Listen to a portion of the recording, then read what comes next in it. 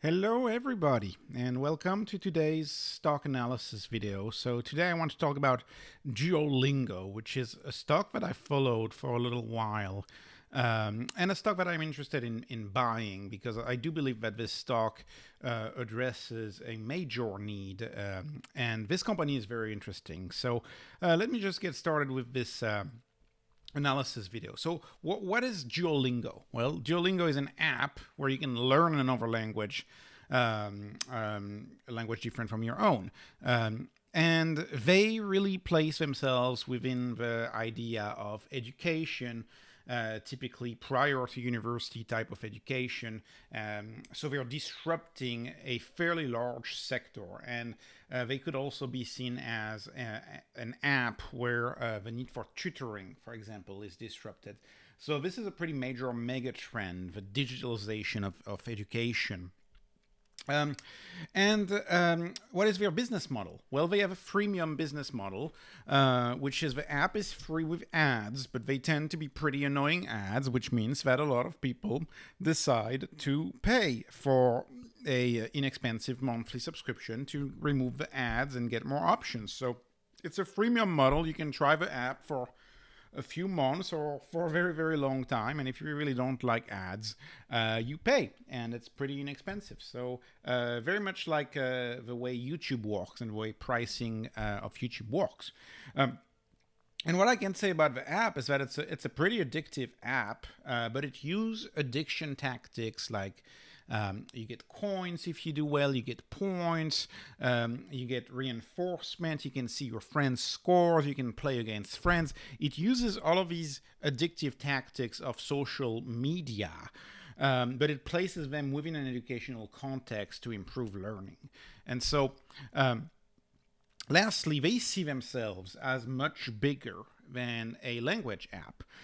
Their mission, so what is their mission? Their mission is to develop the best education in the world and make it universally available. So that's a pretty broad, optionable mission statement that goes beyond just the app. So this is in a nutshell what Duolingo does. It's an app mostly used for foreign language education, learning another language. But beyond that, they're moving beyond that and they're trying to expand into other areas. And so what about the app? Well, what I can tell you about the app is that it is a highly, highly, highly loved app.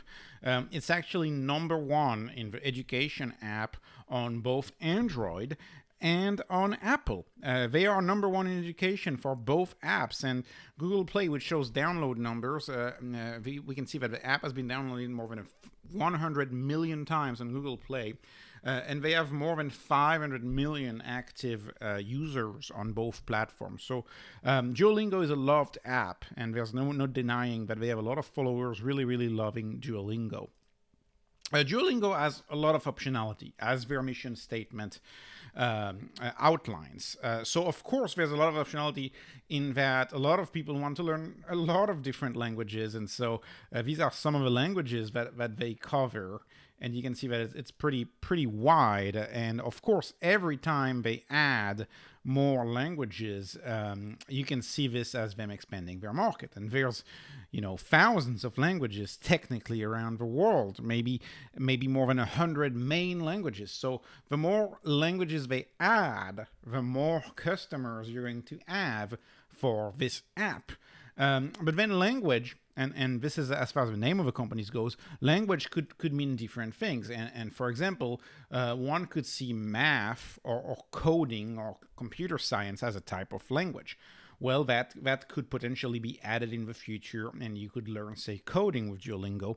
And in fact, they just launched their math app in Q3 in within the past 3 months. So this is Duolingo Math, where you can learn and practice math, and it's already number 60 in education on Apple. So again, you can learn math now with Duolingo. So they have this land and expand approach since they have 500 million users that are satisfied with the service for learning another language. They're developing new apps and cross-selling these apps for other people to use. And so we can see that math may not be the only thing. There may be other types of learnings, I don't know, history, coding, computer added in the future, computer languages added in the future. So very, very comprehensive, covers a lot of what you could learn, say, in elementary school or middle school. They also got into reading and literacy. This is a kids app where they teach you how to read right here. So love the optionality that Duolingo has. They can pretty much try to disrupt the elementary, middle, and even perhaps high school. That's kind of the grand vision, the long-term vision of what Duolingo can have. What else can I say about Duolingo from my research here? Well, it's a top app. So as mentioned, number one in education, but not just that. If you look at, this is for Android, if you look at the top grossing apps as far as revenue goes, Duolingo is number 6. So it's the 6th grossing app on Android. So it's really, really impressive, actually. And they are among very, very much bigger names in the app world. So they're really the king app in their field. And even more impressive is that Duolingo has received some impressive recognitions. They have things, for example, like they sponsor PhDs and theses, and they try to be connected to academia. But perhaps a more interesting thing to me of Duolingo is what they call their DET, the Duolingo English Test, where they've had a lot of external validations from higher ed institutions that are pretty high up, and even from entire countries. They have a whole program with Ireland where their Duolingo English Test can be accepted for foreign students. And it's very impressive.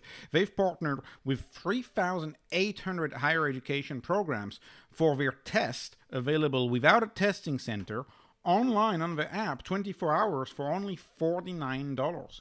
So they are trying to perhaps disrupt the English as a second language testing market, which is a huge market. If you've heard of a non-profit ETS, and ETS is in charge of doing the TOEFL, they're going after that. They could potentially disrupt the TOEFL, which is a huge organization. ETS is a huge company, non-profit organization, not a company, but it's tremendous.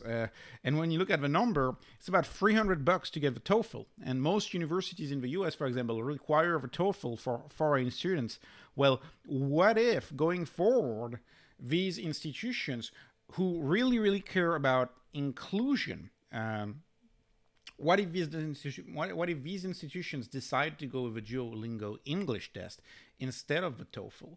Because what you find is that actually $300 is quite a bit of money for a test that you could take for $49. So they have kind of a 10 times cheaper, 10 times better approach here, where you don't have to travel to a city if you're just an applicant in, say, a large nation like India, and you're trying, for example, to apply to a US program.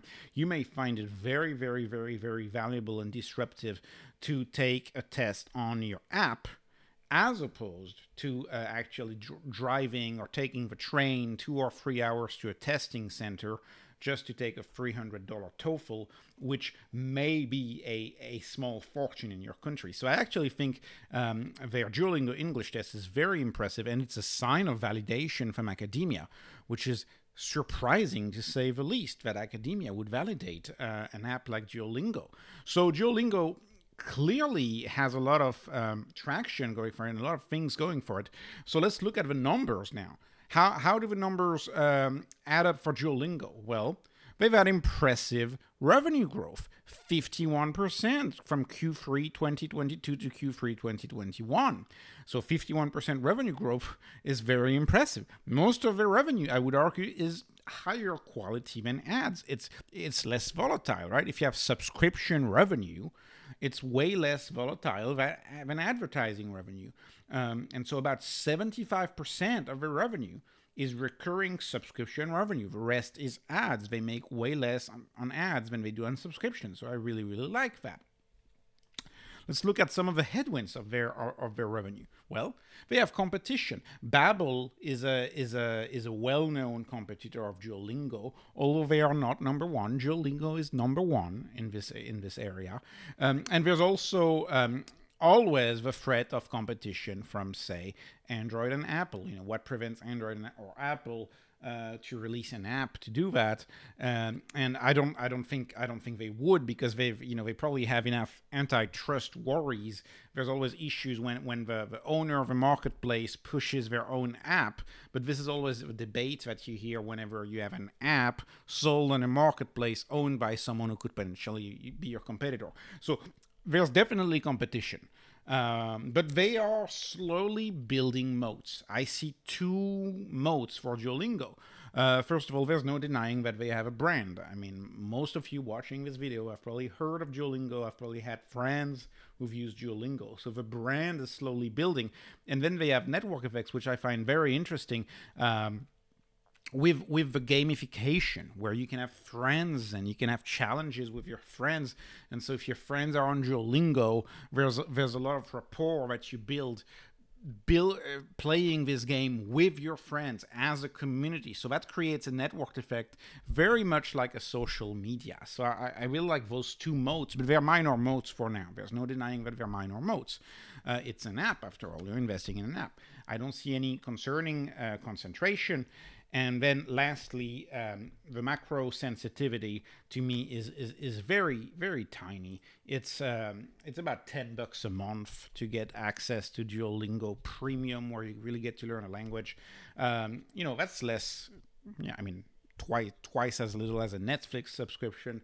A lot of people really care about learning a foreign language. They find it interesting. I mean, it's intrinsically interesting to learn a foreign language, and so a lot of people see it as a hobby, and I don't. I don't think that's where people are going to cut. Leslie, let's look at the growth runway. Well, they've only addressed 0.4% of their growth runway. This is an example of what I found of a market study from Technavio, which estimates that in 2024, the size of that market will be $21 billion. So that's a tremendous size for this market. And Duolingo is a leader in foreign language learning. And I mean, imagine you live in India, you live somewhere in Africa. Learning English is not a nice to have, it's a must have, right? You must learn English. So that's why this market has the ability to grow at 20% until 2024, but probably keep growing as globalization, even though it's slowed down within the past 5 years, globalization is still very, very much on trend and very much going forward. And so it's not an option for a lot of people, especially in emerging nations. It's not an option. You have to learn English. And Duolingo helps you learn English. And as they add more languages, it also helps you learn languages that you find interesting. So again, I think this is a tremendous market, and they have a lot of induced demand as well, because they can create demand where people, for example, can only afford a smartphone. Well, if you can only afford a smartphone, you can't necessarily afford an expensive language education, but you can certainly afford a tiny subscription, or using an app or watching the ads. You can certainly do that. So I think the growth runway is tremendous, and they can keep winning as one of the main players in language learning. Growth by acquisition has been minimal. They've acquired recently a graphic designer type company to work on their logos, but it's really, really minimal, the growth by acquisition. Now, let's talk about SG&A, their sales, marketing, R&D, and general spend. And this is something that I love about their SG&A, which tells me they're going to have earnings pretty soon, perhaps next quarter, perhaps the quarter after. They've been declining. They've been spending less on R&D last year compared to this year. So that's a big plus. Second of all, they spend quite little on sales and marketing. In fact, in their latest annual shareholders letter, they were talking about how they advertise based on cultural trends. For example, one of their more successful campaign was when the House of the Dragon on HBO, a major Game of Thrones spin-off launch, they were advertising on HBO saying, learn High Valyrian on Duolingo.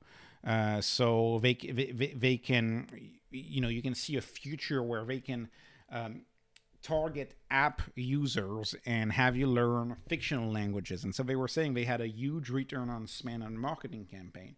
They tend to have a very viral way to advertise their app, therefore it costs less. But this is what I love. I love to see them spend more on research and development because it's so crucial to their growth. If they're going to have people learn math, have people learn more languages, they need to spend on R&D. And so R&D, spending a lot of R&D, I think makes sense and speaks as to the quality of the business. And sales and marketing spend is very, very reasonable for a company like Duolingo, and given how large they are and how large they've become. So, moving on. Are there any near-term bankruptcy risk? And so, no, there is not. They are about, in a trailing 12-month calculation, at $25 million in free cash flow. So $6.1 million in Q3. So they're cash flow positive, which is good. And they're even adjusted EBITDA profitable in Q3. And so if you analyze that, that'd be about 8 million. But of course, that's going to keep growing because that company is growing its sales at 50%, which is really high, 51% actually, which is very impressive. So those numbers are going to keep growing. They are not at risk of bankruptcy, and they have cash on the balance sheet at the tune of $550 million of cash in the balance sheet. So almost 20% of the market cap is in cash. So that's pretty safe. As far as not investment advice, of course. As far as the gross margin goes, gross margin is 72%. They've had trailing 12-month gross profit of $247 million. They're trading at almost 12 times gross profit. That is medium to high, but not very meaningful for a company growing this fast. That company is growing so fast. So these numbers right now don't really mean too much at this stage. This is still a company that has not matured, but is nowhere near mature, and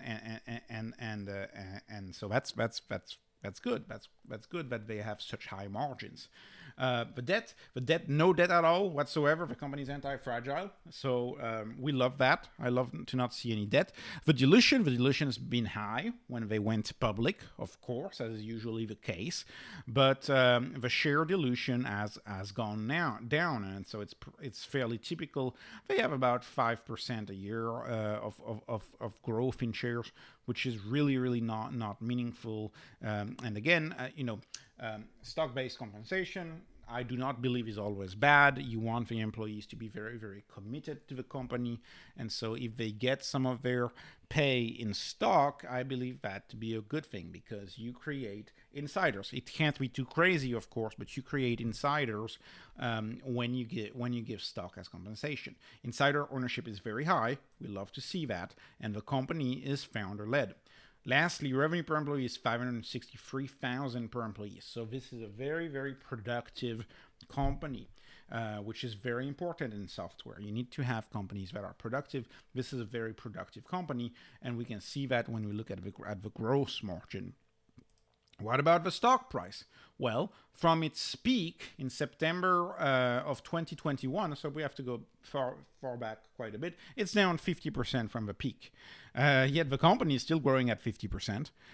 So stock down 50%, company growing at 50% a year. Obviously, not investment advice, but the movement in this stock is all about macro to me. To me, it's all about macro, and the stock is not trading in line with its performance. This is a company that has had outstanding performance. I am not a shareholder in Duolingo, mostly because I don't know where to place it. as an investment, because it's not quite a SaaS company. It's not quite a renewable energy play. So I don't really quite know how to place it. But I love the company. I'm compelled when I see these numbers, and it's a company that I will keep doing research on. And could the company 10x, which is kind of a question I often ask in this series? Well, the company right now has a $2.9 billion market cap. 10x would be 29 billion, which adjusted for the dilution of the US dollar, and this is kind of the trademark of this channel, which is the idea that we have to take into account dollar dilution in our assessment. Well, 29 billion in 2023, that would be 7.25 billion today. So it is plausible, in my opinion, that this company will perform really, really, really well in the coming years, and could perhaps 10x. So over the long run, right, over a 10-year period. Who knows how long they're going to keep that growth going.